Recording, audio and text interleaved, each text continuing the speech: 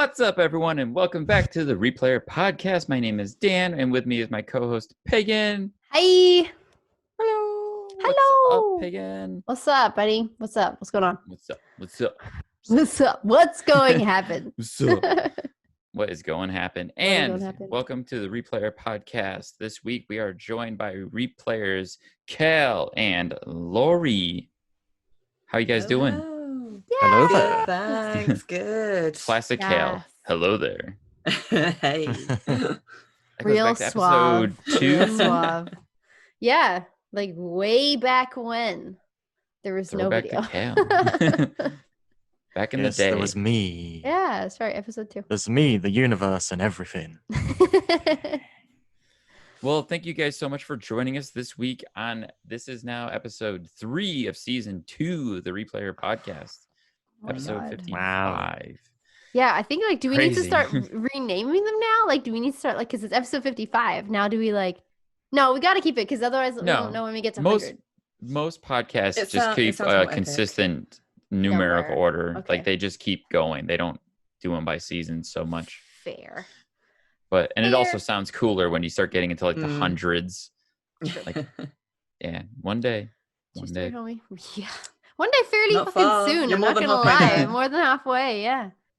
Yeah, getting real close. Mm-hmm.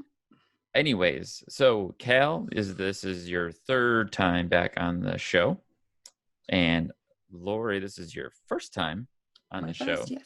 So that means we get to get your story of how you came to find Retro Replay.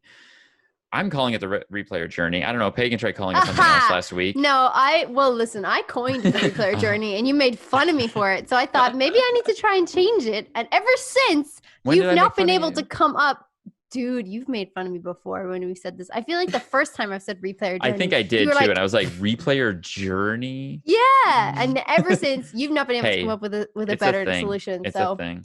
Your Replayer Journey is now sticking. So exactly. There you go. I That is like what it, it is. just so you know. Thank you. So that means, Laurie, tell us a little bit about how you became a replayer, how you found Retro Replay, and what it means to you. Well, I've always been a fan of Nolan ever since Uncharted. I played it way back in the day when it first came out, played every single one. And I discovered Troy through Last of Us, and then started following his stuff. And I think I saw them just in different videos and different sort of media where worked out they were really good friends and they just had this great sort of chemistry between them. And then me and my husband, because we're both massive gamers, and he's more into the retro side because he's a little bit older than me anyway. And yeah, we just heard that they were doing this new thing called Retro Replay, and we were like, that would be absolutely amazing to see these two guys. We absolutely love their work, just working together specifically on something and playing retro games. We were like, absolutely perfect. And we actually, we subscribed pretty much from day one, and we watched them religiously all the way through. And we're still going, watching them when we have time now that we have our son. So although he does actually recognize Nolan and Troy when we went to MCM last year. Knows? Oh yeah, and he had a big smile on his face when we did our meet and greet with them, and we had our photo taken with them and stuff. So that was lovely. We had a nice family photo with them.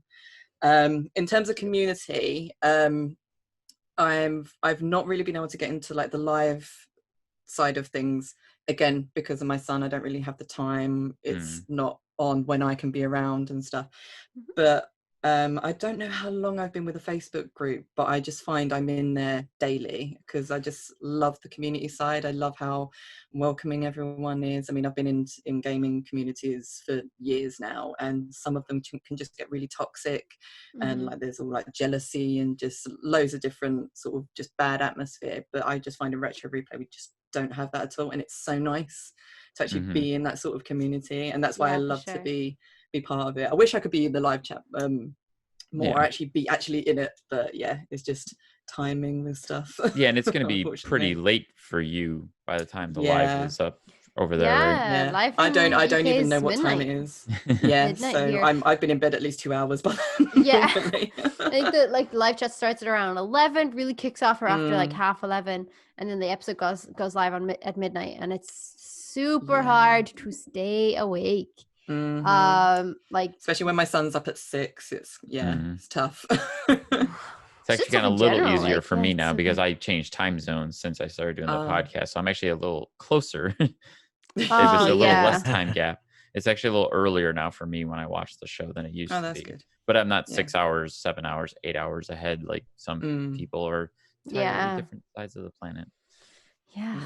that 8-hour time gap really like fucks us in the UK and Ireland because we're like, oh god, typing in the live chat, be like, I really need to sleep. Oh my god. Just try it. Have soup. Just give him soup.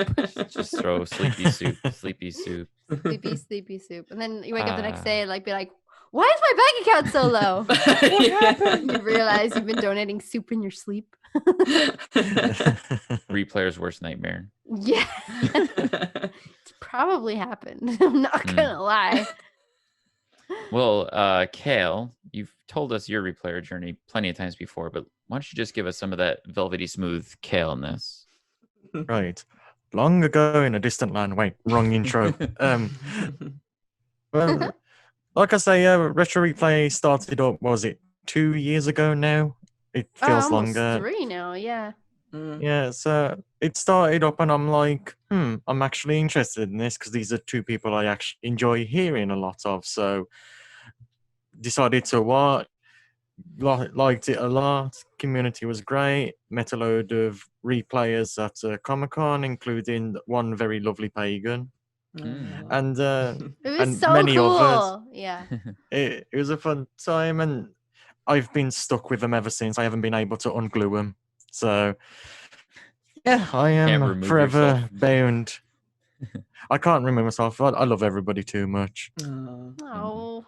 Well, that kind of like brings me back to like Laurie's point that she was talking about, like the toxic communities and the replayer community being just so awesome and welcoming. And that's kind of like one of our initial thoughts when we started the podcast, that we want to continue to push that proponent of the community and keep it, really positive and really strong. And that's part of the podcast. And that's why we like sharing everybody's story.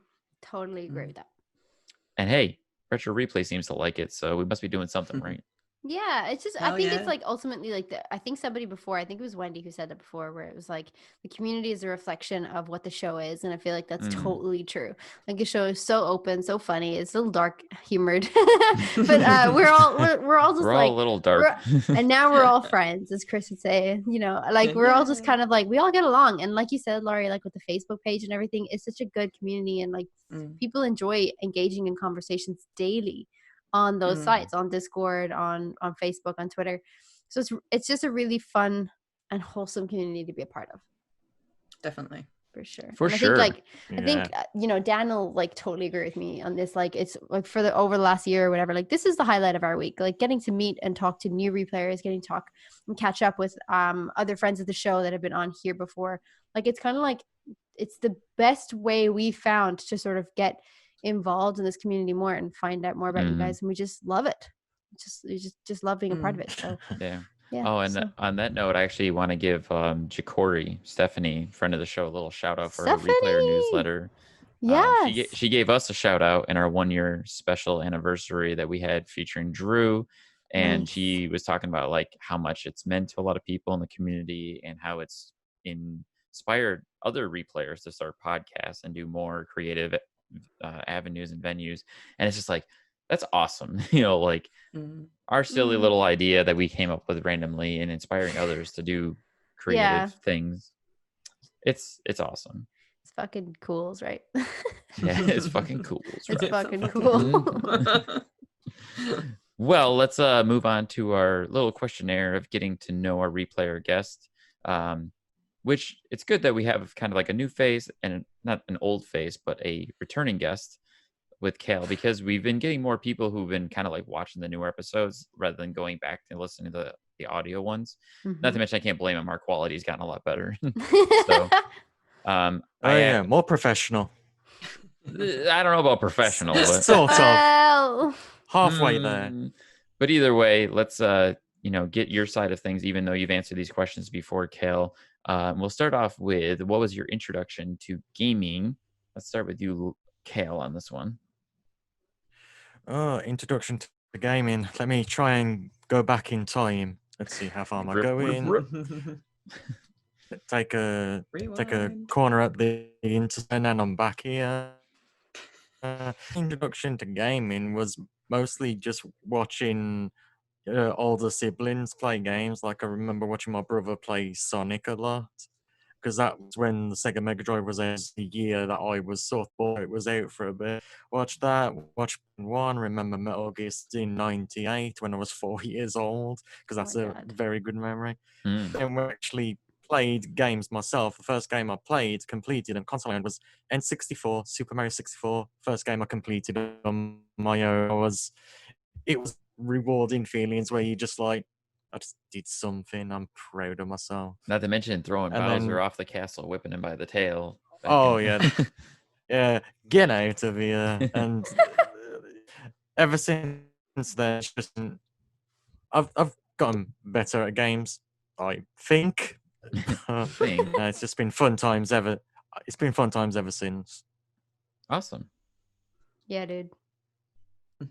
And Laurie? Oh, with me, God, this is gonna make me feel old, right? So, I think I was about 4 or 5, and we had some neighbours that would babysit me when both my parents were out, and I can vividly remember sitting on their sofa and playing Pac-Man.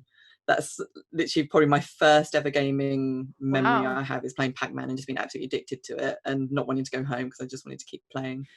So it's weird, but whenever I play it, I just get a really sort of, that wave of nostalgia that just comes over whenever I play Pac-Man. But I actually got my own console when the Sega Mega Drive came out, and it used to be in my parents' bedroom, and me and my sister used to sit and play. The only game I could get her to play was Streets of Rage 2. And we played for about 10 minutes before we'd actually physically start fighting each other, because we would always accidentally start killing each other in the game. Sure. I love Streets of Rage 2. That's a good one. So and I used to play like Disney's Lion King, Aladdin, Looney Tunes. If anyone remembers that one. Oh my God, Looney Tunes, like Buster Bust Out. Yeah. Yeah. I don't remember the Looney Tunes. I definitely remember Aladdin and the Lion King though on Sega Mega Drive. Genesis I still have in America, right? I can't even count how many times I've played through that. Or was it Looney Tunes or Tiny Tunes? I might have been Tiny Tunes actually. Tiny Tunes was one that I played. With the blue and the pink rabbit, wasn't it? Tiny Tunes. Yeah. Oh yeah, Tiny Tunes has the pink rabbit. Game like a couple dozen times when I was a kid. I still remember the football level where you had to like score a touchdown to get to the football level. Yeah. Oh man. So many memories. I just remember I had like a page of codes in the little case of like what levels to get up to and stuff. It's a cute little looking game. You're looking at Tiny Tunes now? It was awesome. I'm pretty sure I bought it at like a convention a couple of years ago. I need to get a sound effect for when Pagan Googles. Pagan Googles. It's unreal. Like actually sitting in front of this, because I used to just sit in front of like my old computer. Well, I still have it. It just like, it goes basically on fire because it's just really hot and it's an old computer. So now I'm at Adam's computer and it has 2 screens. And this is so dangerous for me because now I can open it up. So anytime someone's talking about something and I don't know what you're talking about, I'm like, ooh, I'm gonna Google it. And then I'll like look up pictures and stuff. So yeah, I'm pretty sure I bought it a few years back because my Sega Mega Drive still works. And we're saving it for when my son's a little bit older so he can actually play it. Nice. But I think when I actually started taking gaming seriously was when I got my PlayStation back in 1996 so I could play Tomb Raider. Nice. And that's like when my full-time gaming, there's nothing else in life started. Nice. So yeah. Nice. And moving on to our next question, which at this point I'm kind of like, what's the point anymore? But it's relevant. What is your preferred platform? I just play. I haven't got a preferred one. Things. You're a multi-platform gamer anyway, though, Cal. You said that before, right? You kind of have like games on Xbox, games on PC, games on Xbox, PS, PlayStation, Windows somewhere.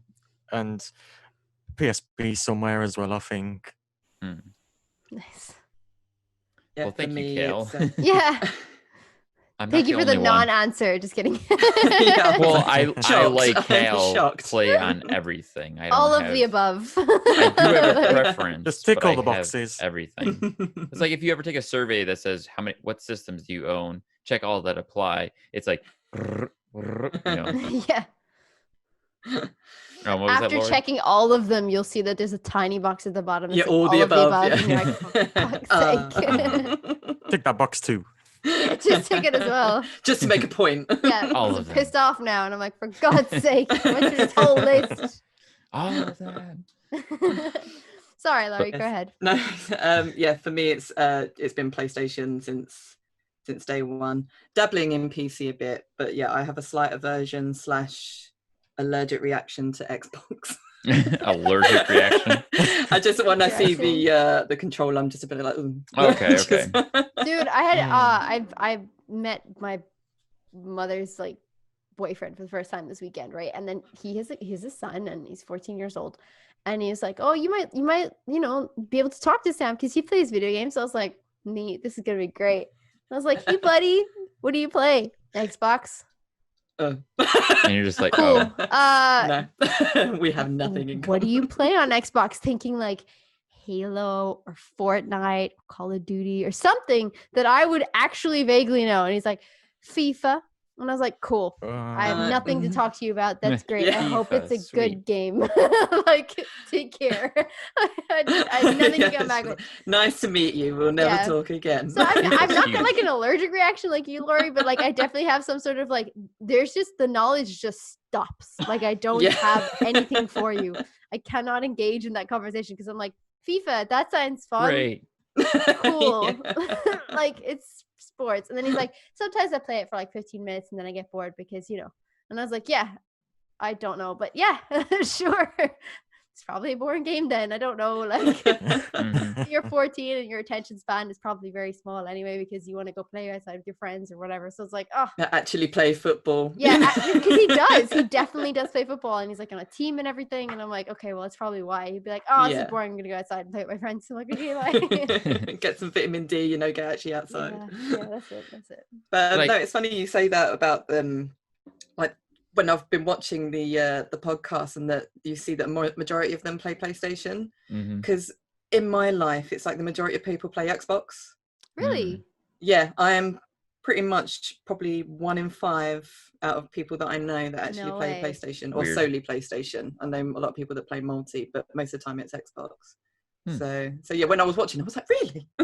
That shocks me. Well, I mean, to be fair, we're in a PlayStation dominant community for retro replay. This is true. Who said that? Was it a week ago or last week or whatever? They said that we are PlayStation dominated. Ash, yeah. Because he asked about this question being loaded against me.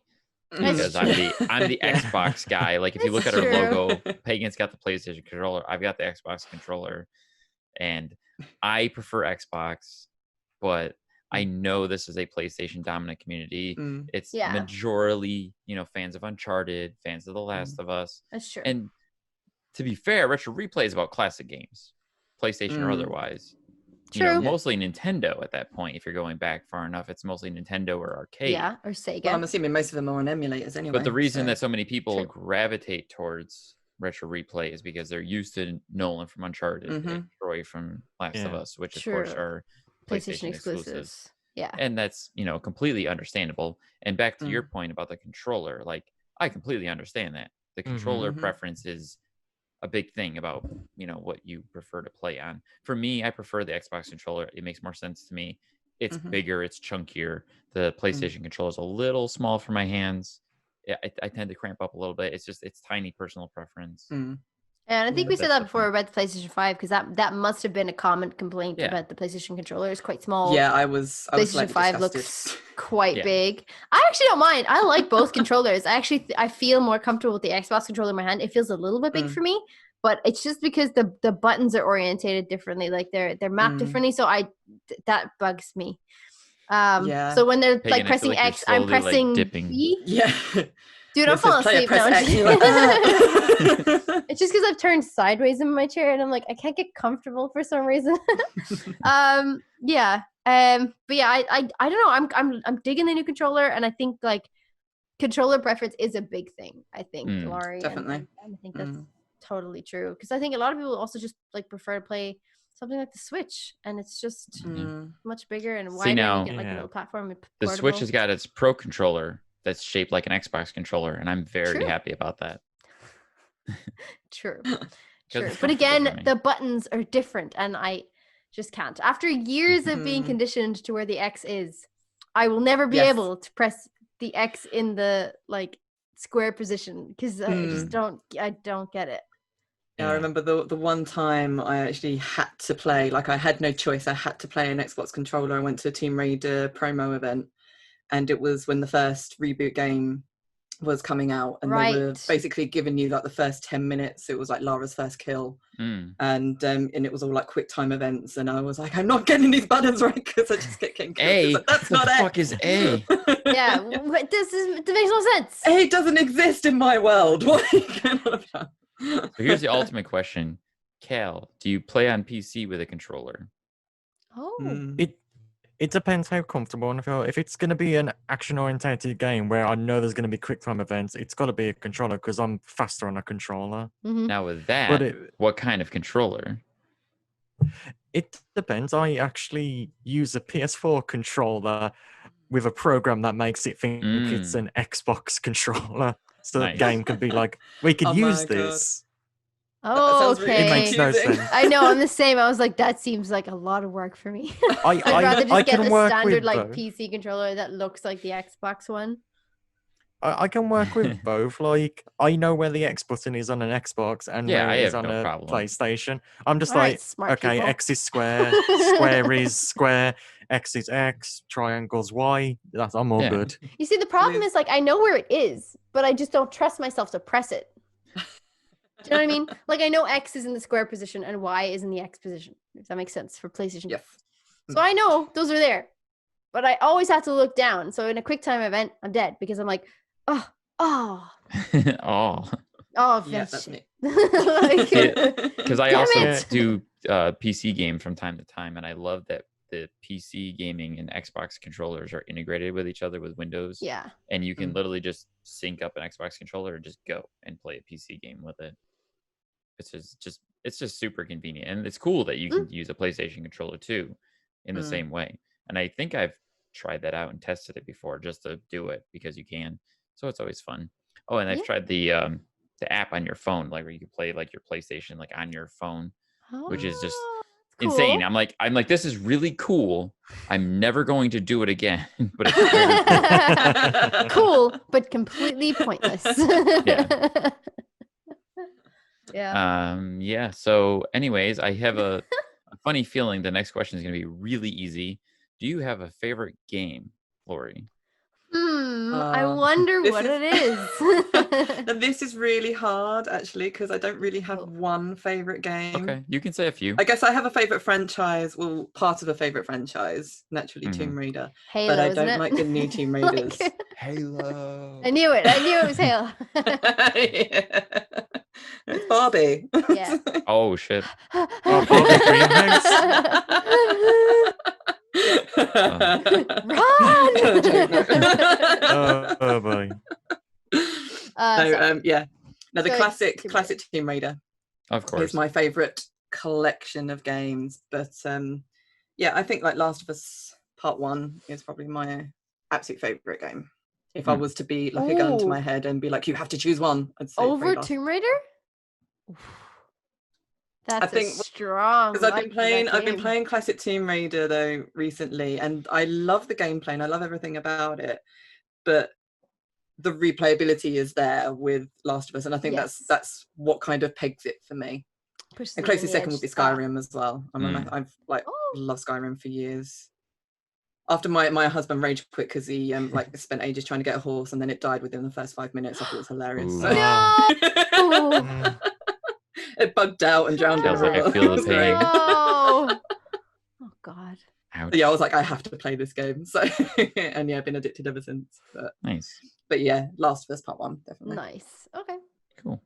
And Cal, refresh us on what your favorite games franchises. I mean, I've got too many, so that gun's gonna go off multiple times for me at this point.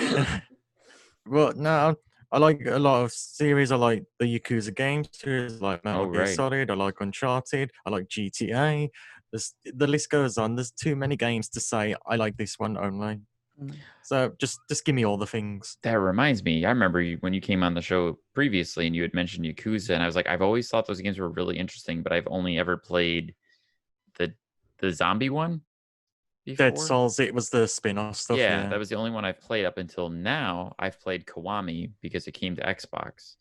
So I've actually got some experience with Yakuza now. And I'm like, this is super fun. Like, why have I not played this series sooner?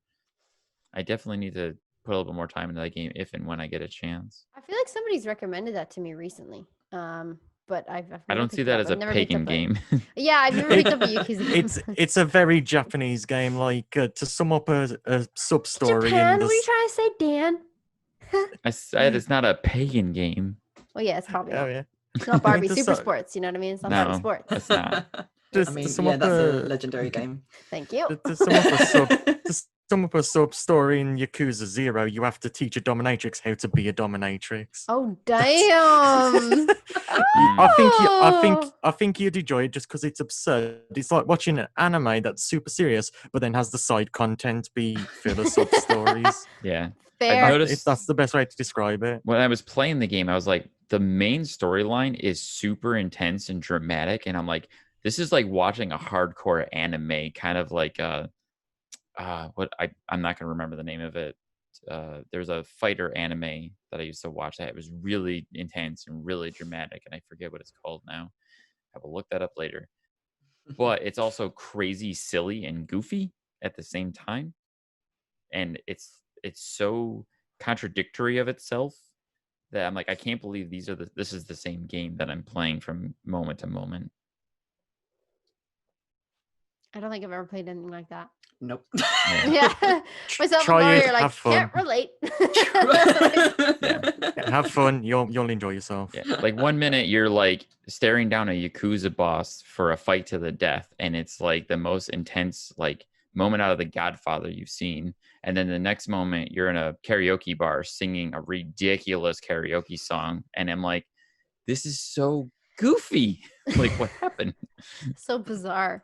I mean, it sounds interesting though. People seem to like it. Cal seems to like it. Oh, it's hugely popular. Yeah. But was there anything else you wanted to mention, Cal? No, I think that's everything. Okay. We've tangented enough.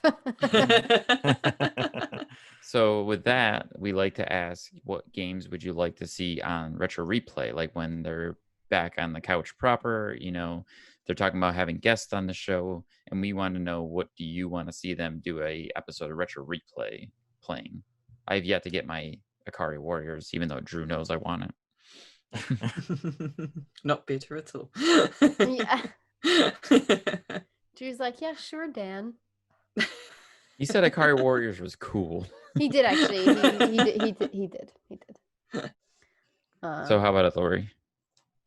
Well, I think everyone knows what my answer is going to be. It's going to be the first Tomb Raider game, the OG from 1996. We've had easily our number one requested. Yeah, for sure. definitely. I'm sure it's in the mixer somewhere. It's such a big game not to be. Do you know what I mean? Like, it's such a huge game for even the PlayStation generation. Like, do you know what I mean? Like, it's just a big game that you can't really miss it. I think my husband tweeted about it quite a few times. I think he actually tweeted Drew, and Drew was like, "It's on the list." Yeah. This is like 2 years ago. They probably have a very long list, to be fair. Yeah. Oh, I'm sure. I think the other part of it too is because Tomb Raider was kind of like the beginnings of what eventually became or inspired Uncharted, at least. So obviously people are like, we want to see Nolan North, who is Nathan Drake, play Tomb Raider, who was the inspiration, more or less, besides Indiana Jones for Uncharted. True. Yeah. And I'm sure Cal has also answered this question, but for those listening to Cal as a guest for the first time, what would you like to see played on the show? Honestly, I'd love to just see Nolan play the first Metal Gear Solid with David Hayter next to him, because you know he's gonna do a dick Yes. joke. That'd be really cool. He's gonna do the dick joke straight up. It's gonna For be sure. like, Yeah. why is your name Solid Penis? And liquid penis. It's actually Wait, I funny that think- you said that, because I was gonna ask about guests too. Like, if you could choose a guest, and you were already right there with it. Like, let it be David Hayter, which I am all for, because I love David Hayter. That guy's awesome. Laurie, what kind of guests would you like to see coming on? I really don't know. I'm just I'm just happy to just have Nolan just bouncing off whoever he brings on. It's just, yeah, I don't really even think about the guests. I just think it's kind of just a bonus for him to have someone there that has a really good rapport with him, to be honest. I mean, Camilla Luddington did the remake, the Tomb Raider remake. Oh, Laurie's like, fuck that. I don't like She's those. lovely. I've met her. She's a really nice lady. But no. But nope. But no, Pass. dear. Okay, fair. I need some background. Background? Well, okay, I would presume that you don't really like the newer makes of the Tomb Raider games. That's putting it lightly, yes. Okay. So Laurie doesn't like the new Tomb Raider games, and Camilla Luddington is Tomb Raider. She's Lara Croft in the actress that portrays her in the games. Yeah, she's also in Grey's Anatomy. And she was in Californication as well. That's right. Yeah. And she played Kate Middleton in a really cheesy I saw that one-off thing about a bio terrible. about Will and Kate, and it was like, oh my god. Why do they make those? And people watch it, and I'm like, stop! Like, because people just lap up that completely crap. inaccurate. Oh my god. So you don't like the new Tomb Raider games? Not at all. Why not? Because it's not Tomb Raider. Okay. I said it. But yeah, to me, it's just not Tomb Raider. My husband actually works for Square Enix, so this is quite a bind for him in terms that I quite publicly talk about my dislike for the new Tomb Raiders. Dear. He's like, Laurie, shut up. Yeah, my just job. Like, stop talking. He actually has spoken to the CEO of the company, because when they brought out Rise of the Tomb Raider and it was an Xbox exclusive, hence why I have quite an allergic reaction whenever people talk about Xbox. That's a funny reason. Yeah, and I was like, that's it. I'm never buying the game. I refuse to play it ever. See, I think that's funny because I feel like Sony has been the more aggressive when it comes to timed exclusives.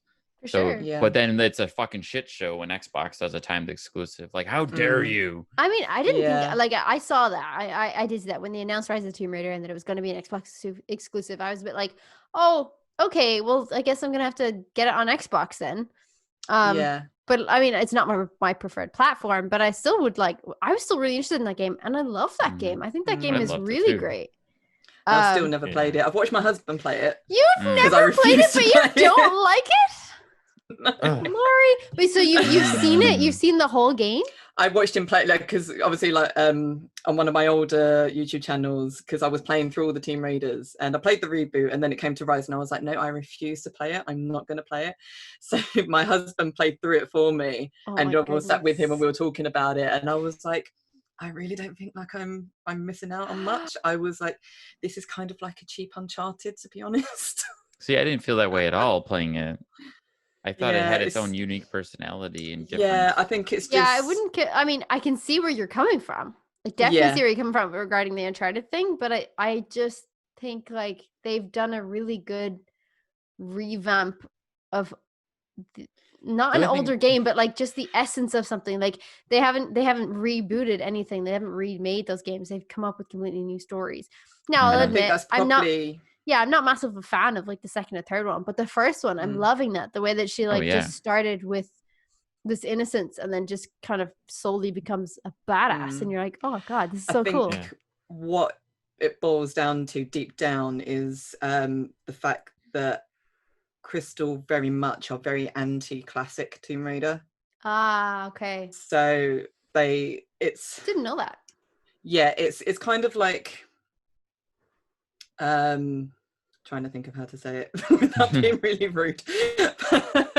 But yeah, it's something that I think a lot of the classic fans can see, but people don't tend to really look See, now I've been a fan of it. Tomb Raider from the beginning, and I never had an issue playing the new ones. Yeah, I think it's same. I mean, waiting for you to be like, well, you weren't a real fan. Oh yeah. It's just like, if you like Tomb Raider, you're a fan. That's the thing. It's just, to me, the reboots and the games that came before, like Legend, Anniversary, Underworld, they're just not my Tomb Raider. Yeah. Because to me, Lara was... Well, I wasn't a huge fan of those games either. Those games were the weaker ones, in my opinion. Yeah, but then I know that there's people that feel like they are the Tomb Raider games. So then when the reboot came along, they hated the reboot because it wasn't like the Legend, Anniversary, Underworld games. It's really weird. It's the community. This is what I was talking about earlier with the toxicity. It's the community with Tomb Raider is so split because it's all so different. And it's a constant thing of which Tomb Raider's best. My Tomb Raider's best. You're not a Tomb Raider fan if you don't like this, and blah, blah, blah. And it's and like, I can accept that someone will like either this Tomb Raider or they like all Tomb Raiders. But classic Tomb Raider is my Tomb Raider. I don't accept them as my sort of Tomb Raider. You don't like any of the newer versions? It's all the original classic games that came out on PlayStation 1. There's things like that I could, because I love Shadow. I really like Shadow. I thought Shadow was a really good game. But that was because it was done by Eidos Montreal, and I thought there was a lot in there that they did a nod to the classics. I could feel there was that sort of turn back to the classics. But then Shadow hasn't really been very popular. So Shadow is not a popular game, and it's actually like I've only been halfway through it. I think I was halfway through it when we were robbed or whatever, and I still haven't picked it up since. But I still have yet to play Shadow. We were backlog. Yeah, we replaced it and everything. I just haven't picked it up. So it's because I was kind of like, like, I wasn't gripped by the game. I loved the first one. I didn't want to put it down. But this third one, I'm just kind of like it feels a bit like a chore. And I hate games that do that to me. And I'm like, but I will have to pick it up and complete it. And I feel like maybe I just haven't come across those moments yet where you're saying that like they're good nods to the previous games. Possibly that's something that probably just hasn't come up yet. Yeah, and I mean, like people have actually hacked Shadow and they found bits in there, like I think they actually found like Croft Manor.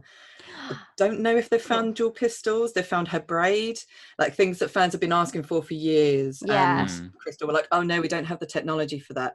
They're working on Avengers, and Black Widow has dual pistols. I feel like I was just looking at I don't remember. I think it was Rise of the Tomb Raider that had a DLC expansion that adds like a classic Laura skin to make her look like old Tomb Raider. It's from Rise and Shadow both have it. Yeah, they both have it. It's not an extension. Yeah. Well, it's not an expansion for me anyway. Like you can just unlock it. You can unlock a classic skin.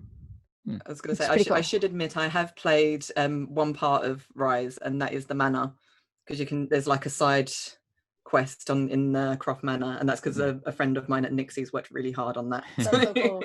So I was like, I owe it to her to play it. So yeah, that's the only part I've actually played of it. Well, to put this Tomb Raider tangent and move on, we have one more question before we get on to this week's content, and that is, are there any games that you're looking forward to coming out in the next year or so, as far as what we know to be coming out? What might that be? Apart from Cyberpunk coming out, that's the only thing that comes to mind. Yeah, it's a good one. It's a highly anticipated game. Oh yeah. For me, I think there's a few. I think Assassin's Creed Valhalla I'm really, really looking forward to, because with my archaeology degree, just ancient history, just love it. And the fact they go to England, like Anglo-Saxon England, I'm like, yes, it's my history. Nice. So how do you feel about the female Viking? I love that. I love playing female characters. So I'm really looking forward to that. Well, not only is it amazing to have a female character option in a Assassin's Creed game, but it's been recently like announced and shown that there were female Vikings, as much as people tried to argue against it. So it's like it's historically accurate for the game to have a female Viking character option. Do you think it was heavily influenced or at all influenced by the HBO series with Catherine Winnick? I haven't. Only because she was like a strong female like lead. Like she was a strong female Viking lead that eventually turned into like, well, it's not that she wasn't ever I guess like a Viking warrior, but she just kind of rose to, I guess, the top and then was leading armies and things like that as well. So I felt like, I wonder if it is heavily influenced at all, or even lightly influenced by that. Possibly. Because it's a very popular show, and like especially in America, it's huge. Oh yeah. So yeah, I wouldn't know if it was like influenced directly in terms of they were like, oh, we'll make a Viking game because of the Viking TV series, but I'm sure it's they used it a lot for like design and style reference and stuff. maybe. Because I have a feeling when you look at it, it does feel very much like what I've seen of the TV series, because I haven't sat down and watched it properly. That's all it looked like to me. Like when they put up the advert and everything like that, I was like, gosh, it looks a lot like the TV show. Like I guess like her it just character, looks, doesn't it? Yeah, it looks like Lagertha a little bit. But yeah, like I don't know much about the actual history of any of that there. Like I don't know whatever is referenced, like what is truth and what's not. But yeah, it's really cool. And I just think like the production design and everything of that on HBO series did look very similar to what's looking in Valhalla. Is Vikings HBO? Yeah. Is it? Oh, sorry, History Channel. Sorry. Or it is History, isn't it? History Channel, sorry. I think that's why I haven't watched it, because it's not very easy for me to watch it. HBO would be it's hard to find. Yeah. Sorry, no, HBO is Penny Dreadful. History Channel Vikings. Sorry, yeah. Yeah. They were all shot here in Ireland. The majority. Oh, nice. The majority of all of their scenes were shot here in Ireland because we have a lot of natural landscape that's very similar to Northern Europe. Cool. Yeah. Sweet. All right, well then moving on, after getting to know our replayers, we're going to start talking about the richer replay content, starting with Father Knows Best. Woohoo! Woo! All right, and we like to kick off talking about Father Knows Best with asking our guests, what do you guys think about Father Knows Best? Like, how do you like that show? For me, I'm not a Star Wars fan. Okay, neither is Pagan. Neither am I. Woohoo! Virtual high five. So it all looks the same to me when I'm playing it, but I just love the banter between the two of them. Like I was literally in the first 30 seconds of like this week's episode, I was pissing myself laughing. It was just like, same. I was like, this is parenting goals for me. I just really want to be able to wind up my son as much as Nolan winds up Cooper. Like, yeah. Just like where it's like, this is my son, and it's like, unfortunately, yes. Unfortunately. So yeah, that's it for me.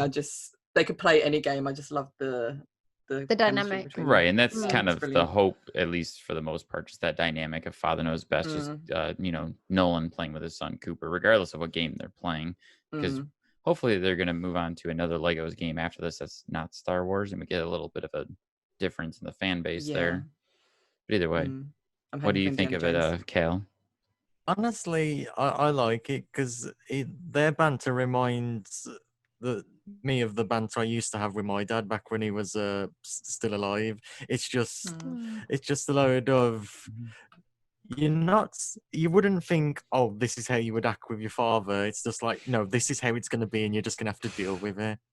So it's been nice to see Cooper suddenly be able to come more out his shell, because you can see so much of Nolan in him where he's joking a lot more. Like their humor's exactly the same. Yeah. And they've got this where they're just like doing that constantly. They have the same game face. I don't know if they've noticed. They have the same they do.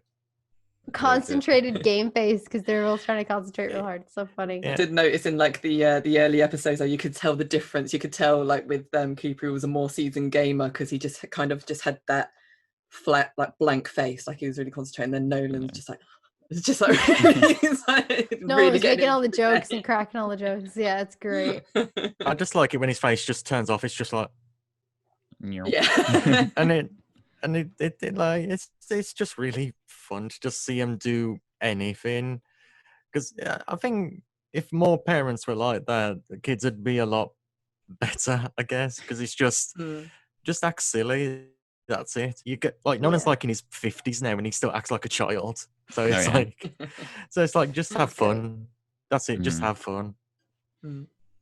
Yeah, it always appeals to me. I mean, in a different way, because a lot of our guests come on and they say, oh, it reminds me of playing with my mom or my dad, or that same dynamic. And I didn't really have that so much. Like I played games with my mom a little bit when I was younger, but not like anywhere near on that scale or level. So it's nice to see it and hear about it from others. For me. Because I mean, I had the same. I mean, my mum was more into gaming than my dad, but her level of gaming was like Croc. If anyone remembers that. And my Spyro. mom played Super Mario Brothers, and that's about it. Spyro, I remember. Yeah. And my mum would sit with me when I played Project Zero or Fatal Frame because I was too scared to play it by myself. Nice. But my dad had like a rugby game on Sega Mega Drive, and that was it. And he played Gran Turismo once. That was it. Not his thing. Yeah, none of my parents have played video games. I remember one time trying to get my mom to play Harry Potter, the Philosopher's Stone, and she was playing it on the PlayStation 1. I don't know if you ever played that, but it's the Quidditch one where you have to go through the loops. Oh, I've seen it. That was very funny. She was walking all around the room being like... and everything's inverted as well, so she'd be like... Oddly enough, that was my mom playing Super Mario Brothers. So great. I wish we had like camera phones back when she was trying to do that. Fucking hell, it was very funny. I remember my mom when she used to play video games. Her go-to game was classic Tomb Raider. So just hearing a woman that's like in her 40s, 50s going, "I've pressed what you jumping over there, God!" And then you just hear a swear come out, and you're just like, "Oh no, she's getting angry." And then she'll usually say, "Come here and help me." I actually have a good prop for a demonstration because like my mom would play, like she'd have like the controller in her hand playing old school Mario, and she'd be like, "Jump, you bastard, jump!" And like I love it when they do that. My mom used to do that. Yeah, it's just when they move with the controller, it is fascinating. I still do it, definitely, but like not to the same scale. Like I'll still be like trying to peek around a corner or something. You're like, oh, why am I doing that? You know?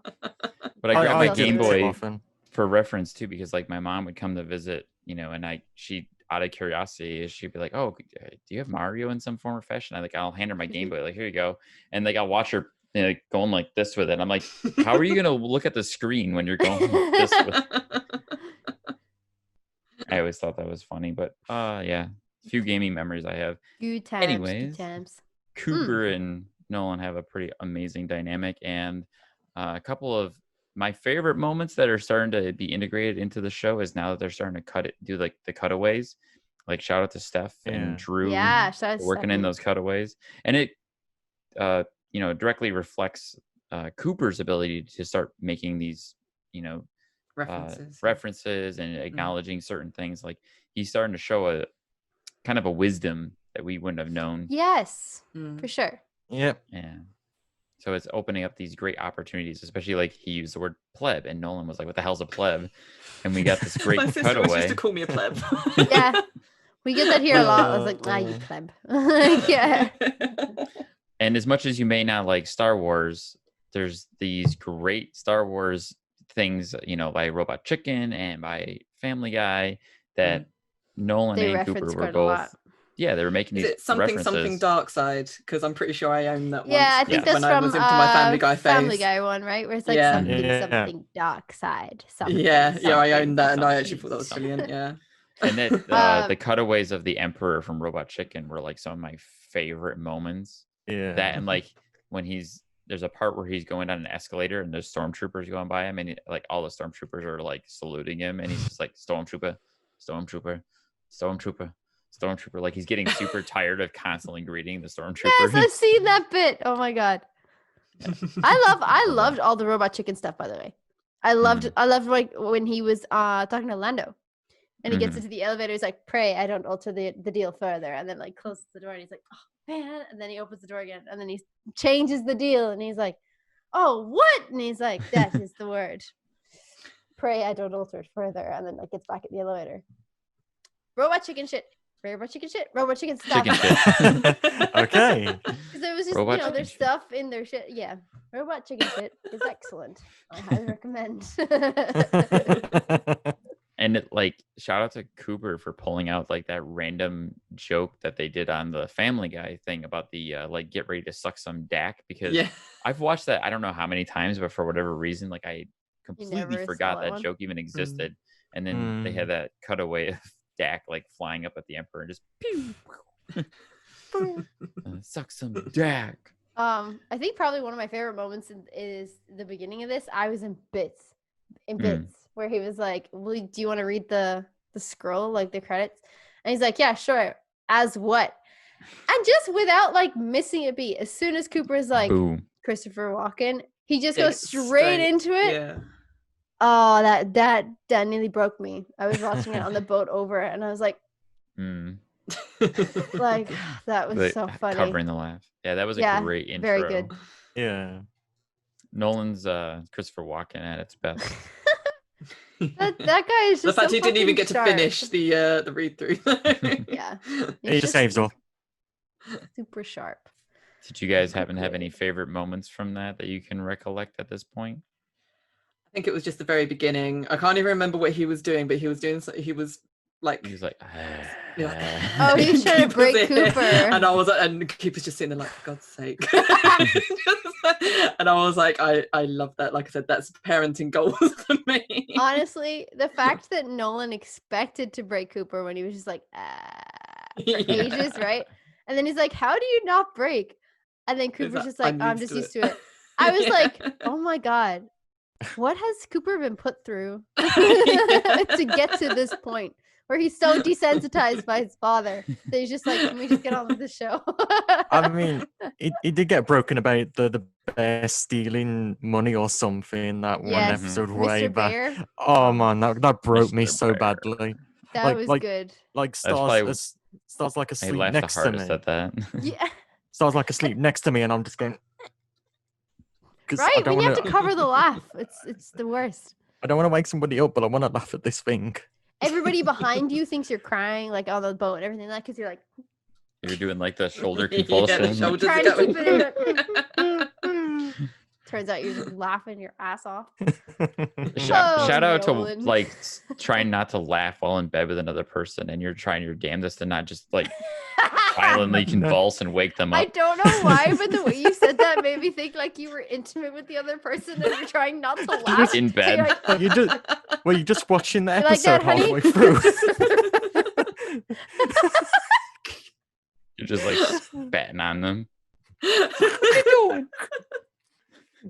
Did I break you guys? Oh dang! I could go real dark into this, and oh boy, R-rated Uncle Newly style. Uncle Newly, Uncle Nolan style. Uncle Neely. Uncle Nudie style. It wouldn't be the first time you've gone dark, Pagan. It's true, but the thing is, when I do go dark, it's such a shock because everyone's like, "Whoa, what the fuck? Where did that come from?" And it's a dark humor, so I'll try and keep it PG. It's all right. We'll move on. I mean, how hard do we try? Yeah, so to clarify, when you're laughing sitting next to somebody in the same room, like a bedroom. No, laying in bed. Sleep. Yeah. No, I'm talking about laying in bed at the same time. Yeah. Not laying together. Right, but the way you said it. Where you said you were in bed with another person, you're trying not to laugh, and I was like, that poor person. You're like, been there. How hard do you try not to laugh when you're in bed with somebody? All the time. It's just a hilarious thing. This is hilarious. And I not saying that thought anyways. Oh. Moving on. Hang on. Speaking of dirty, we're going to talk about Uncle Noli. Yay! Advice from Uncle Noli, the dirtiest, best advice uncle we know. I'm making words up. Deal with it. I do it all the time. I would give you the excuse that it's late, but it's probably not even late in Texas. I just make shit up. No, 4:30. Give or take. So this week we had a bit of a longer Uncle Noli, and we had a bunch of impressions. Loved them. What the frick? I was not expecting that, and then I was like, yeah, you just showing off now, Nolan. Yeah, it's definitely him showing off his massive talent, as Uncle Noli might say. I don't know why, but I totally thought of that. I saw You that all coming. did too. You I all saw did too. I saw that coming a mile away. He's just And showing another. off his And massive another. talent. Is that what we're calling it these days? Yeah, is that what those kids are calling it these days? Wow. I don't doubt that it is a huge We could talent. talk about just that, I think. Huge talent. Oh. Pagan's gonna have the giggles. Yeah, Drew's buckling over in his car, trying not to crash right now. Wow. That's what I'm going for. How do you not break, Drew? How do you not break, Drew? I would, do you know what? Actually, the fact that he does listen, though, kind of like, I would love to know the moments that break Drew. Like, if there's something that does break Drew, because I'm sure, like when Nolan does the bits of set and everything like that, people are like, that's funny. Yeah, it's really good. It's really good. Because it's Nolan, right? And they deal with it quite a lot. So maybe there's a certain amount of desensitization that they've gone through. But what breaks them? Like, what actually like gets them like right, just broken? I mean, we've tried pretty hard to find out with our retro replies. That's true. That's true. We'll learn. I'll find out. I'll ask a more specific question next time. Start digging. But yeah, advice from Uncle Noli this week. So those impressions came from the question by Vinny22 of why does it look like he's in a restaurant now, which he just answered like it was a designer choice that he made. They had the kitchen redesigned, like a bunch of bullshit essentially that led into like, you agree, right, gentlemen? And just the whole like one-to-one impressions. Yeah. Italians. Famous Italian Americans. Actors, performers. That's fantastic. And he had a pretty solid impersonation of each one. The one I don't think I've ever heard him do before that killed me was the Rocky. Yeah. That was great. When he was like, nothing, gibberish. Didn't get a word. Like, I love that. That was so good. The reason I laughed really hard at that was because Rocky Balboa was actually on the TV the other night. And I watched like 10 minutes of it because, I mean, I hadn't actually seen any of the other Rockies. I think by the first one, maybe very, very long time ago.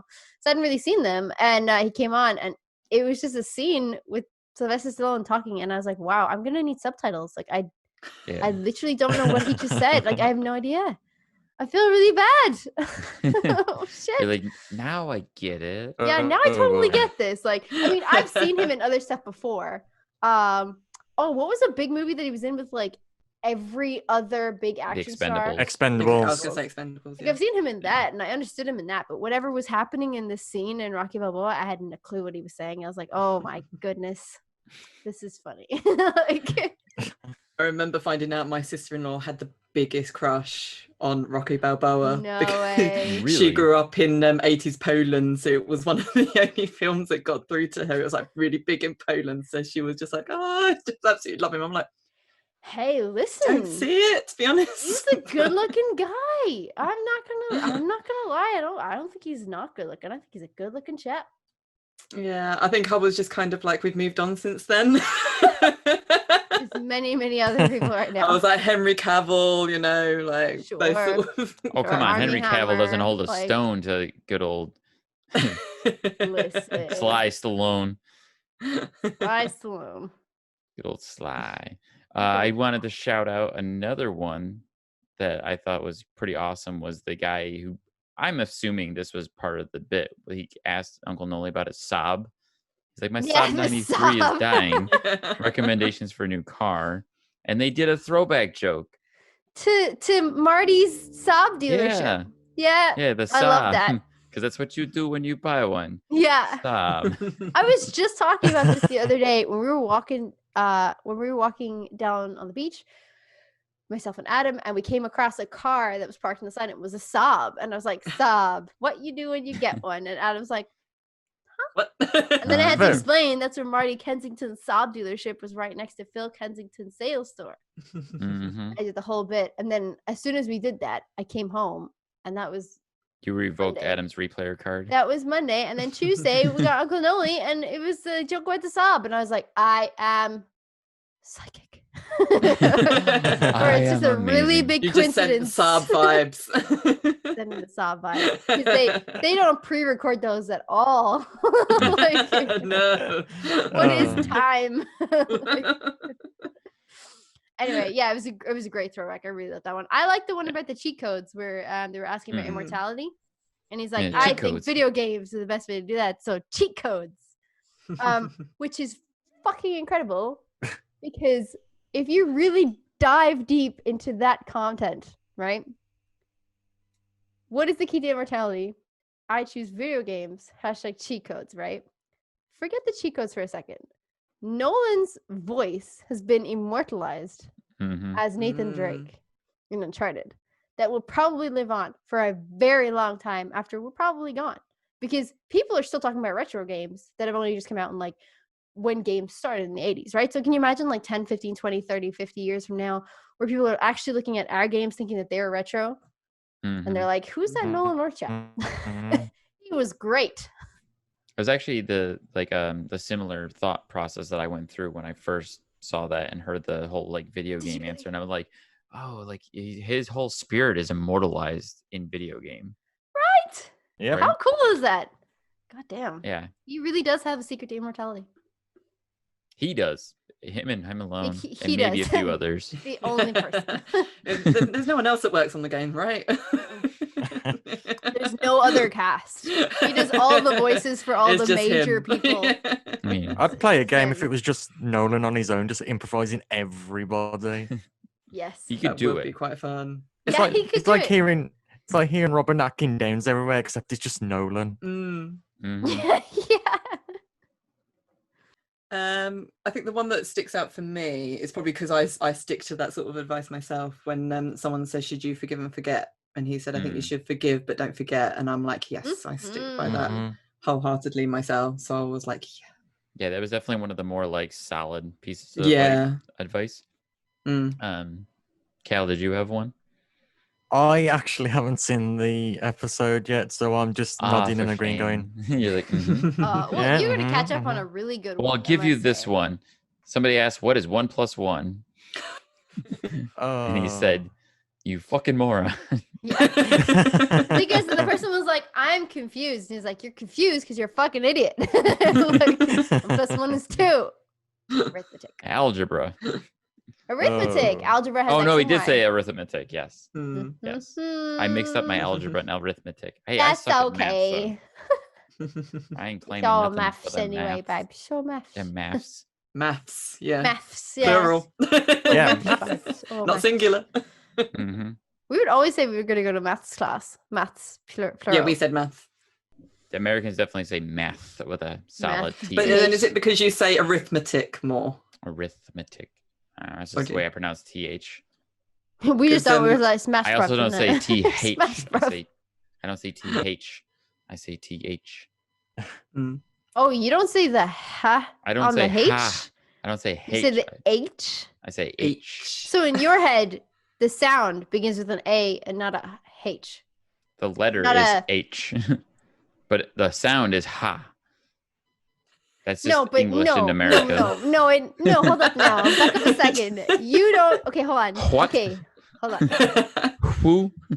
Hold up. So, like, you could do, like, it's like abacadabra, right? Like, so it's yeah. abba. Oh, so I totally get that, and I begin, agree that English is dumb. Right, but they all begin with the letter. The sound, even when you sound it out phonetically, it all begins with the letter, and yet you just say the A. Like yours begins with an A, not a H. Right. Wow. Any English person, like American speaking, like person that I know says H. H. I think I say H. H. No. Not H. H-I. Yeah, I say H. H. But then I'm quite common, so. Do you say H really? I always say H. Like if I was I'm saying cocky, the alphabet, so we don't I'd be speak like properly A, B, C, anyway. D, E, F, G, H, I, J, K. H. Isn't that more work? H rather than the H. We don't like to breathe. I'm sorry. We don't like to Yeah, in America, we don't breathe. It's too much work. That's putting too much work into it. Gosh, that's an interesting conversation. How odd. Okay. How very odd. H. Yeah, it's weird. I don't know why. Pagan's just going to be laying awake at night just thinking about this H. Yeah, it probably will. What Pagan's else be wide awake tonight, like mind blown. Because the sound phonetically, their sound begins with an A and not a H. Yeah. But it should begin with a H because that's the letter of the alphabet you're talking about. Well, it's like I always get confused when you have like, if I say something historical and I go an historical. No, because in my mind I say without the H, so I'll go an historical event. Well, I think like if you're speaking, it's a historical event or something like that. But you can well, actually no, it's an historical event is actually correct. Grammatically, it's correct because you can use the an for a H word that has a soft sounding H. See, that makes me think that technically you're then not supposed to say the H. That's a true thing. I mean, you're not. No, you are supposed to say H. No. But you can. But if your letter begins with a H, you can use an. That is the correct. That always confuses grammar. me. Yeah. If we're getting into a grammar conversation here, let me talk to you about how many people I've heard say X when they're saying ask. Like, let me ask you a question. Listen, that's a very small and select number of people in the UK. Sorry, guys. It's a very large selection of people. Don't worry, it's a colloquial like thing that they've actually just do on purpose now, and I don't know why. I feel like why would you? It's more of like a hip. They think thing it makes them look cool. I think. I don't know. I don't get it. Yo, let me ask you a question. Like, it's ask. I think that was used in like a comedy skit over here for I can't think of her name. Catherine. I can't think of her name now. She did like teenage. Am I bothered? Catherine Tate. Catherine Tate. That's it. Yeah, I was like, oh my god. When she actually said, "Can I ask you a question?" Oh my god. But like she does it comedically, like it's for a bit. Yeah, she takes the piss out of teenagers, basically. Yeah. Catherine Tate did a segment a couple years ago here in a Comic-Con in Ireland, and like she was just here. She doesn't usually do Comic-Cons. It's mostly because of her role in Doctor Who. Yeah.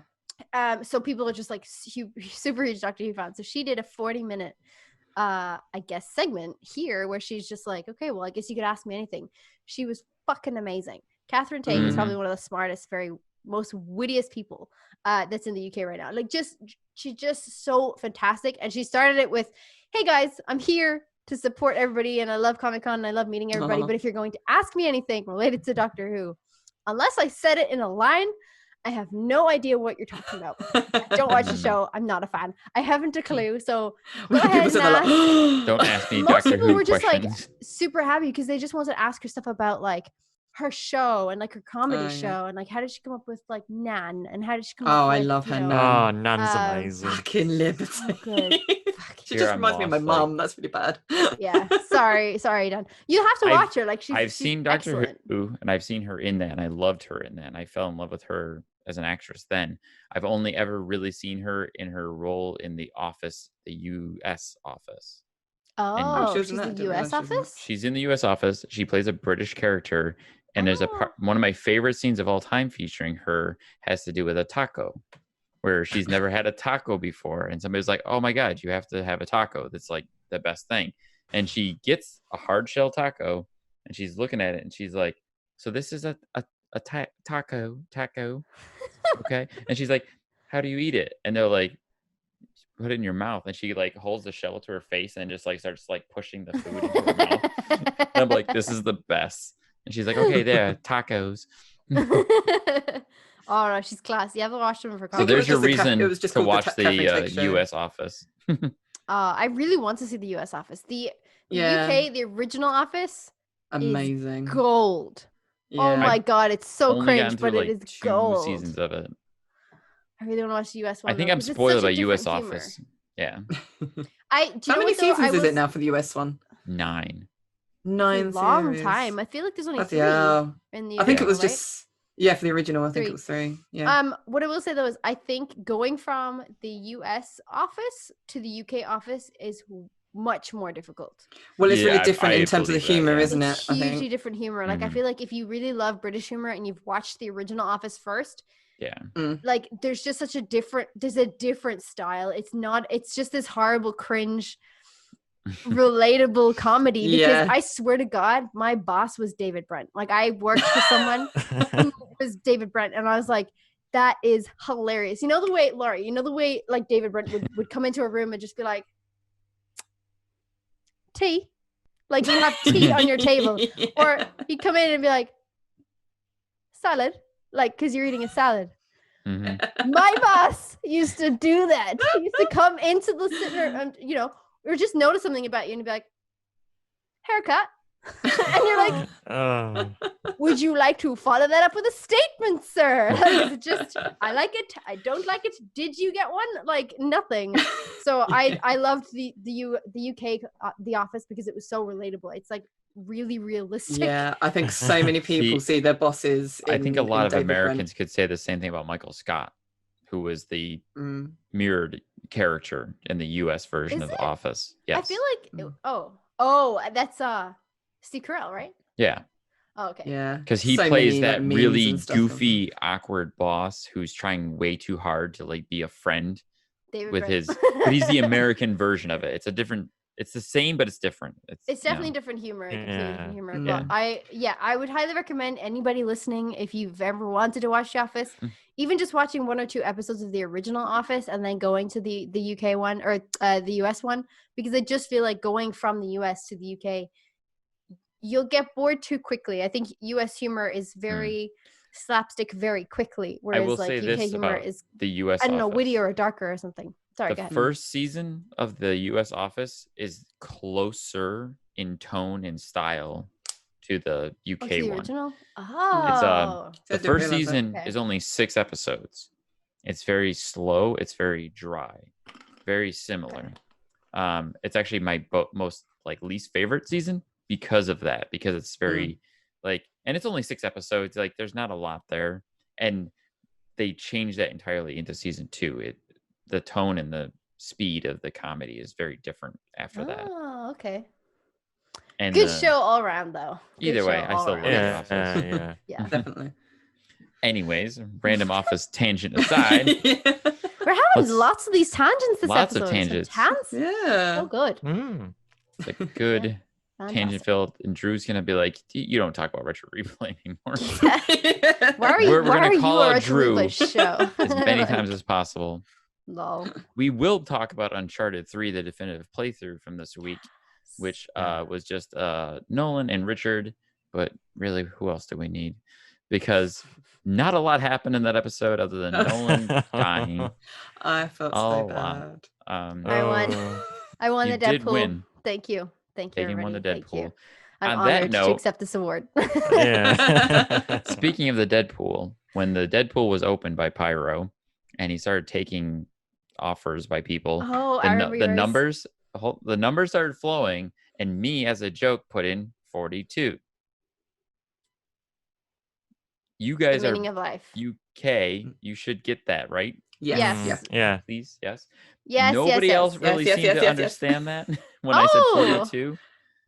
Everybody thought I was like, most of my responses from people were like, that's a high guess. I'm like, it wasn't a guess. Like that wasn't my Deadpool. No, see, I think like when you said, I didn't see you type 42. I saw you type the meaning of life. And I was like, that is a high guess, but I didn't type it. I was like, oh, that is a high guess. 42 is really high. And then Pyro chimed in on it and was like 42, Dan. And like, I thought that was great because Pyro clearly picked it up. Yeah. But yeah, and then Nolan, when he was like, we might get there. He responded to me. Oh no, he responded to my follow-up message when he started dying. He died twice, and I said 40 more to go. That's right. And he's like, yeah, we might get there. Mm-hmm. I just want to say personally, I again watched this on the boat coming over here. I have never I was really rooting for Nolan. Like I was really rooting for him. And I could see the frustration building, and it was the funniest. It was the most fun I've had watching an episode because I was like, come on, you're so close. And I love the moment Drew popped in. He was like, the idea is to use the grenades for the guys with, the helmets and everything. He's like, yeah, I get the idea, Drew. Oh, that anger just... God. That sounds exactly like anybody trying to give me up. I'm like, Stan, leave me alone. Like, honestly, after dying that many times, he was just so frustrated. I was just like, yeah, I thought, get the idea. Thanks. Like, I thought just we was had going to so many flashbacks to like me and my husband doing that when he's like, I think you need to do that. I'm like, yeah, I get it. I understand what I'm supposed to do. Yeah, I know. It's just fucking difficult. But he's the same as me. I get caught in combat and I just panic. And then I just I just end up just shooting wildly, and it's just like, no, I just feel really stupid and I'm really angry. And then my husband's like, well, you shouldn't have done that. I'm like, I know. So I also counted how many times Drew popped in to give him advice and help. He was there quite a lot. I was at 20 by my count. 20 almost times? 21. Wow. And I was like, oh my God, his pop-ins was almost the same as the Deadpool. As a Deadpool. Oh my God. That's crazy. There was 20 times that Drew's image appeared on the screen and left and came back. You could hear him more than that, but I only counted the times that they showed his image. He popped up. Yeah. Because there was a couple of times where you could actively hear Drew like sigh, like but the image didn't pop up for Drew. It was just so sad. And I feel like even Richard was like really intensely watching it. Like you could see his face. He was just like, I just want to try and help you, but I can't do anything. And there's no banter because it's just too much concentration on like actually not dying. It's a hard section. Mm-hmm. It is. I did laugh when I think Richard piped in twice saying, so there's no knives in this game. I'm like, no. There aren't any knives in this one. No. The Last of Us, there is not in this one. I was like, yeah, stop your fixation with knives, Richard. And there was like a couple of times, it's been a few times throughout the series where Richard has addressed like, how do people not die when you shoot him in the face or you hit him with a grenade? And that happened in this episode where Nolan put a grenade at the feet of one of the armored units. And he's like, I don't understand how he doesn't die. And I'm like, oh, Richard, let me explain video game logic to you. Like, they're just bullet sponges. The other comments were like, Nolan was dying and he died from a grenade and another grenade went off just after he died. And he was like, yeah, just throw them all at me. Fucking like, just throw them all at me. Or some guy, like, he was trying to climb up something and someone gave him a shotgun from behind. And he's like, yeah, shotgun up the ass. Why don't you? Like, that's fine. The visible frustration and the audible frustration was just the comments content. Like, it was so I thought it was going to be a Spider-Man rage where he's just going to throw the controller, break the TV, and just go. He's like, I'm out. I feel like he was close. Boiling. He was close to doing it, man. I feel like if that Deadpool had gone up higher, like up to the 30s, I'm pretty sure he would have just been like, right, let's just pause this and pick this up another time. Like, I can't do this anymore. Man. Even Richard was like, I gotta go. Like, I got things to do. Yeah, how are we gonna keep doing this? That was great. It's a really. That was a long episode for just one section. Yeah, it's difficult though because I think like what my frustration was is like I'm looking at it and even Drew's getting frustrated when he's trying to like help him because you're just like, oh Nolan, like you can't stay put. Like stop standing there trying because he'll get a sniper or he'll get the shotgun and he'll take quite a few out and he thinks he's doing really well and I'm like, you can't stay still. The brutes will come and get you. Like you have to run and gun. Oh. He still hasn't got that. The greatest episodes, honestly. He was doing better with the running gun. The problem he has is not shooting from cover. Yes. Yeah. That's to me that was the most noticeable. He's always standing up and shooting. It's like, why aren't you undercover? Seriously. When he's black and white. Black and white and there's red on the screen and I'm like, Nolan, stop. Like fucking hide cover. Like please. And then he'd get shot and he's like, oh, I almost had it. I'm like, you didn't, bro. Like you did not. He gets shot in the back from like one of the brutes who come up behind him and he gets killed by that and he's like, I almost had it. It's like, no, that dude just blasted you in the ass. Or the two of them from opposite sides in the crate. Oh man. It was just one of the most fun episodes that I've had as a viewer watching it. Which is funny I watched because a little bit from live chat, but I wasn't really focusing on the video, but I watched it again today and it was just so good. It's very frustrating too because you're like, oh come on Nolan, you got this, come on. Like I mean you go through that. I mean I went to go do like supper while I was waiting, like something to eat for this, and I come back and it's like I'm like, is he still dying? He's still there. He's still on that same section. Yeah. I honestly, because like you Pagan, I don't really watch the episode when it's live. I'm more active in the chat and in the Zoom chat, And then I go back and rewatch it, and rewatching it, and I'm like, wait, this whole episode is just this part, isn't it? I didn't realize that because I wasn't completely focused on it. And I'm like, wow, okay. All right. So it's just this part. Cool. It's a great, I had just the best time. I'm not gonna lie. It was so good. I was so audible, and I was trying not to be as audible in my responses to what he's doing, but I was so audible. People moved away from where I was sitting.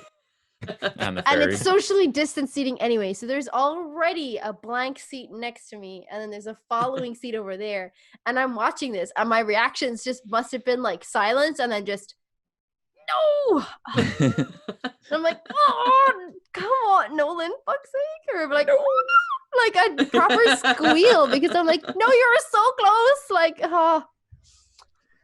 oh, very funny. Kids were laughing at me. Kids were like looking over there because I'm dying laughing as well. And they were just like, what's she watching? And I was like, if only you knew, kiddo. If only you knew.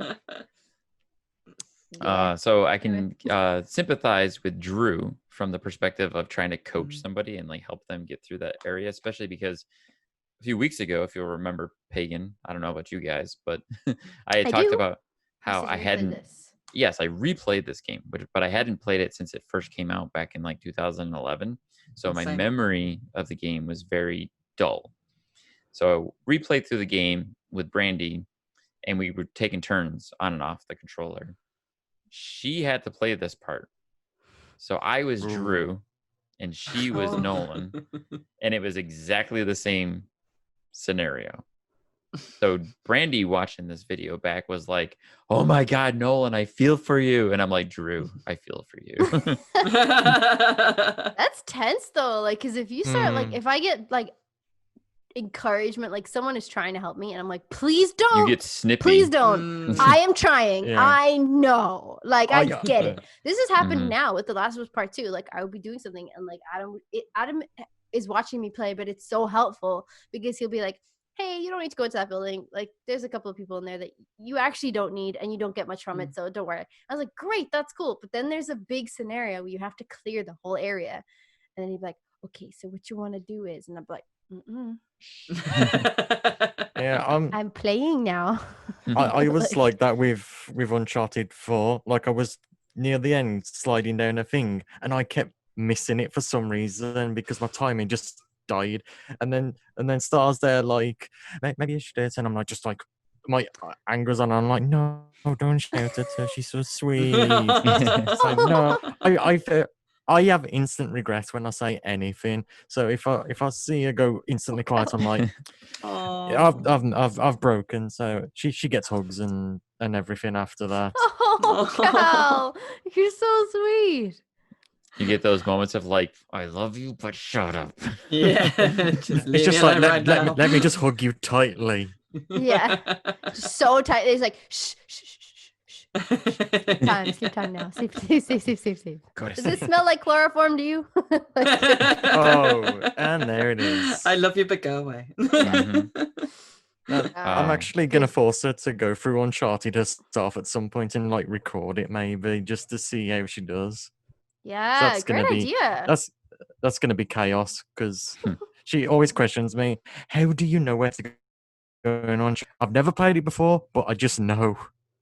You just know it's not yellow. I'm just well like guided, subtly well. It's not even yellow. It's very just like subtle hints. Yeah. Like, it's just like you just know where to go. Your brain goes, I'm going to jump off there. If I don't die, I'm all good. This gamer language though, because I feel like Nolan recently in the most recent episodes like is starting to do that. Like he doesn't need as much help from Drew to find out where he's going because he's starting to get like a gamer's intuition where it's like, okay, well, I actually understand the logic and the language of a game, the way the light is, the way like the whole place is structured. I think at the end of this episode, though, they were just trying to finish the episode. Drew, where to go? He's like, there, it's on your right. Let's just go up on the roof. Just there. go. Get out of it. It's fine. Must said so many. He must have said so many sorries to Drew and Richard after that episode. He's just like, I apologize very much. Please please keep being friends with me. So good, honestly. Speaking of Drew's assistance on that episode, I wanted to mention, like, because we've had some people mention before that they think that Drew is giving too much help to Nolan. Oh yeah. And I remember something when I was watching that episode. To be fair, Nolan always had help on Uncharted 1 and Uncharted 2. Yep. He had Troy. Yep. You know, Troy sat there, and sometimes his advice wasn't great, but for the most part, he offered some sort of guidance, especially when Nolan got lost. He would usually be like, oh, I think you got to go that way. Way more so than what Drew's doing. But yeah, I love the fact that Drew had started like becoming more active and like popping up. And I'm trying to like think I need to come up with a name if I'm going to be counting how many times Drew pops up. Like start my own Drew Deadpool, but for not dead Nolan, but for how many times Drew has to pop in and give advice. It's pretty good though. And I also wanted to mention how much I think it's hilarious whenever Nolan calls Nathan a dumbass. You notice that he does that? Yes. It's like looking at yourself in the mirror and saying, "You're a dumbass." You're a dumbass. When he started just randomly jumping, when he started pressing X and just started jumping, and he's like, "What are you doing?" Oh, well, like Drew was like, "He's jumping. He's a jumper." Oh, there was a point too where Nolan stopped dead and just stood there for a minute, and Drew chimed in and said, "What are you doing?" And he's like, "I'm figuring it out." I remember that because he was trying to figure out, because he had a gun, like there's a gun on the floor. And I feel like the thought process that I thought Nolan was going through was, do I want this gun? What good is it going to be to me? What do I have right now? Is it going to be any use? And that's all going on, but his character is just standing there and he's looking at it. And Drew's like, what are you doing? Like, go. It's literally that meme template of all the numbers and everything coming on screen, just going, yeah. Perfect. There was one other moment that I wanted to shout out from this episode where they had done that first cutscene where Nathan gets reunited with Elena.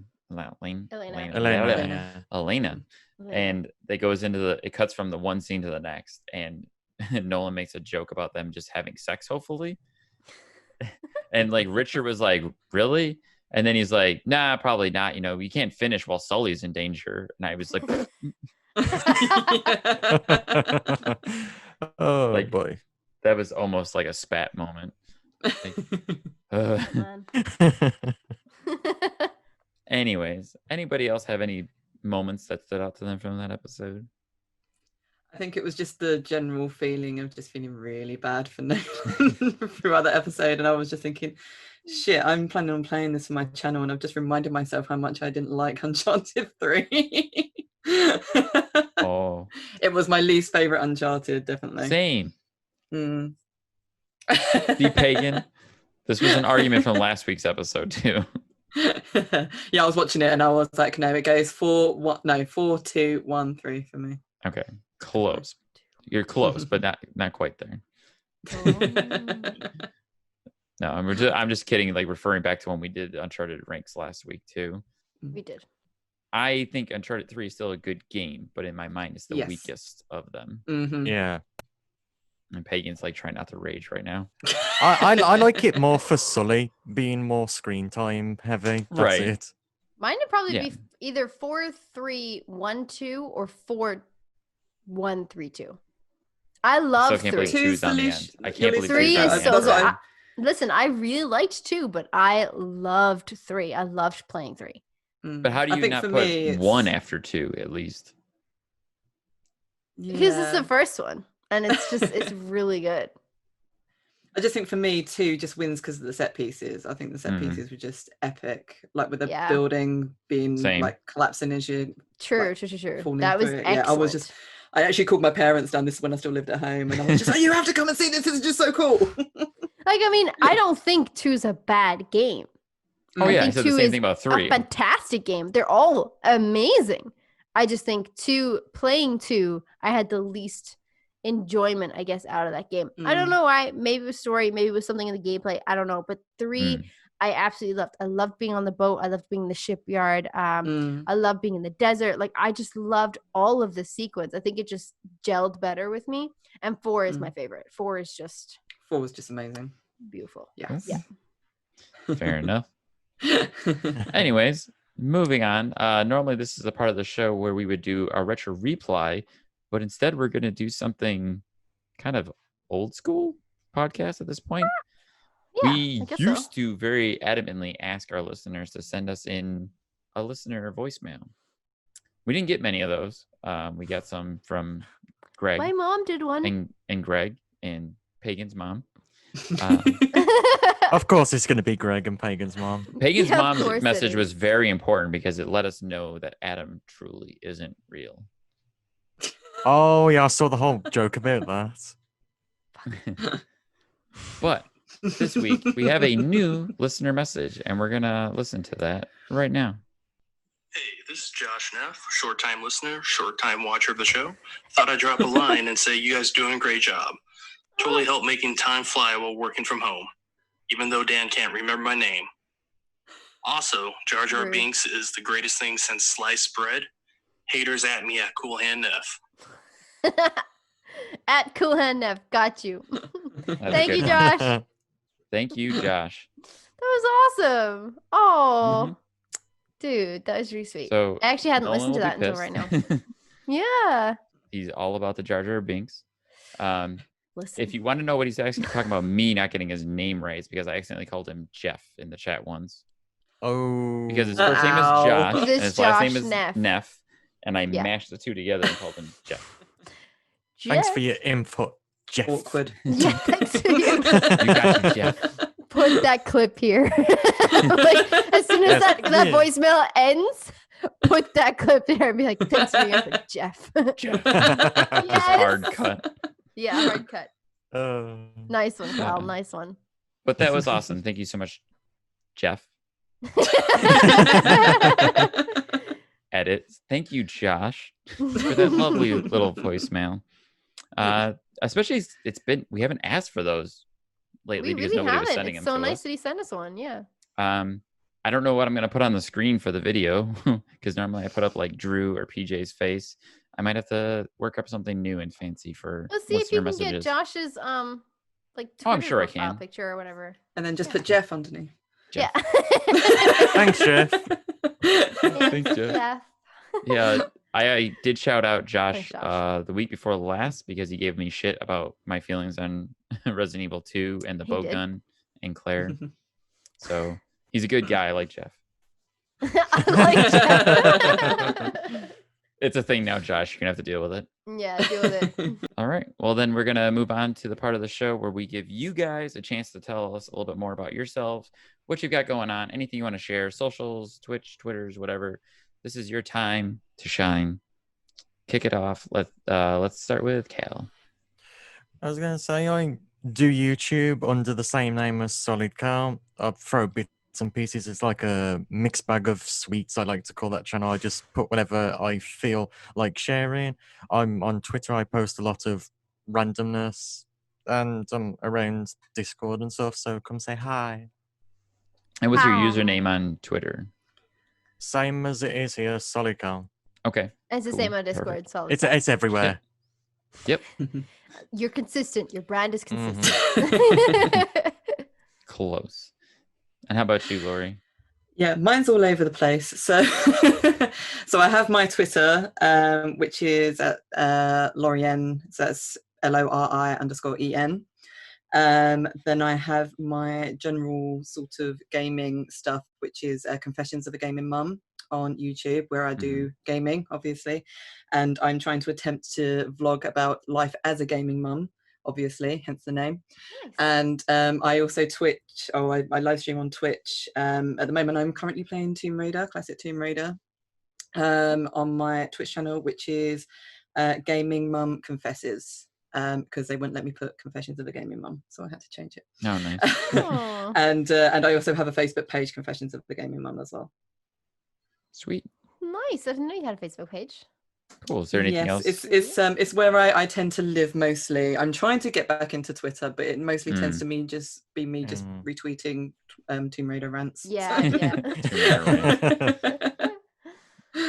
yeah. All right then, Pagan, where can we find you? Oh, you can find me in the same old places you find me every week, at Pagan_plays on Twitch and on Instagram, and at Pagan Plays with no underscore on Twitter. Awesome. And then, of course, me, I am Stark Evil Vash on just about every platform out there, be it the Twitch and Xbox and PlayStation and whatever else, Whatever. Everything. But you can find me on Twitch at StarkEvilVash, and then on Twitter, I am StarkEvash. That is StarkyVash. And that's the show, folks. We just like to close it out by saying, if you have any questions you want to send into the Replayer podcast, be it for Retro Reply, to send them into the crew over at Retro Replay. Make sure I didn't mix those up. You can send them over to the replayerpodcast at gmail.com. You can also reach us on Twitter, online, through that email. If you want to be a guest on the show, let us know. You can send us a voicemail like Josh did, if you like, through the anchor.fm link. And then we just like to end it by saying thank you to everyone at Retro Replay. That's Nolan and Drew and PJ and Paul and Steph and Pagan. I get to say that now. You're not gonna thank yourself. I'm not gonna thank myself. Thank you, me. I like that. Like, and Pagan. Possibly Pagan. I don't know. Possibly. Never heard of her. That's my favorite thing. Is a who.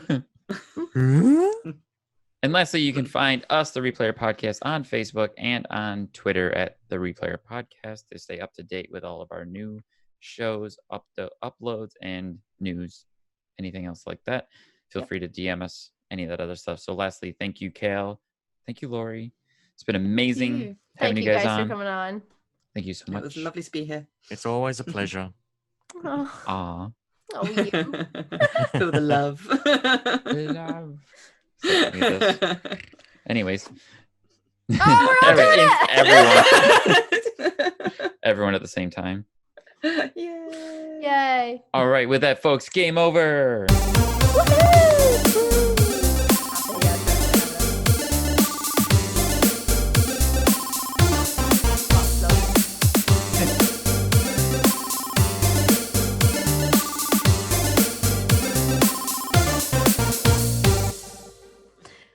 Thanks for your input, Jeff. Awkward. Yeah, thanks. You got you, Jeff. Put that clip here.